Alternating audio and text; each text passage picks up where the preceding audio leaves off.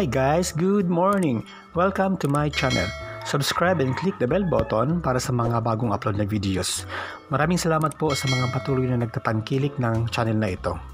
Ngayong umaga, ituturo ko po sa inyo kung paano mag-operate ng portable generator. Ang gagamitin po nating genset sa presentation na ito ay gas variant or generator na pinapatakbo ng gasolina. Ang video pong ito ay intended or nilalayon para sa mga residential house, poultry farm, school offices, private company, or kahit na anong struktura na nangangailangan ng kuryente sa panahon ng brownout.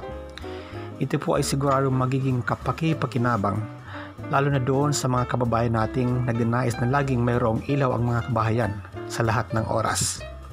Are you ready guys? Tara, let's get it on!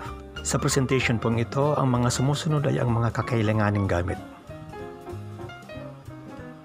Portable generator, 800 watts, 2-stroke gas engine with duty oil, genset connector wire na parehas plug ang magkabilang dulo. Yung white plug ikakabit sa genset, yung brown naman ikakabit sa extension wire.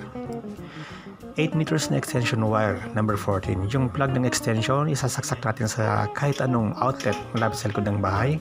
Yung socket naman ikakabit natin sa genset connector wire.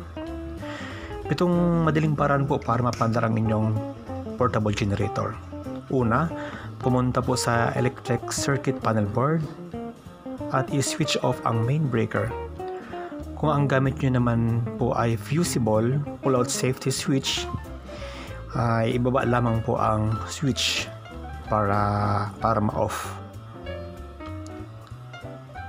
Number 2, isasaksak natin yung genset connector plug sa socket ng extension.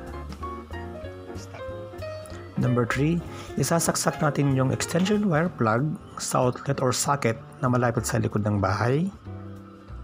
Number 4, switch po natin yung fuel valve assembly para magdaloy ang gas sa pag-andar ng genset. Number 5, switch on po natin ang engine switch. Number 6, hawakan po ang recoil starter holder at hilayin po para umandar ang makina. Number 7, ikabit po natin sa genset covered socket yung plug ng genset connection wire para magdaloy ang kuryente.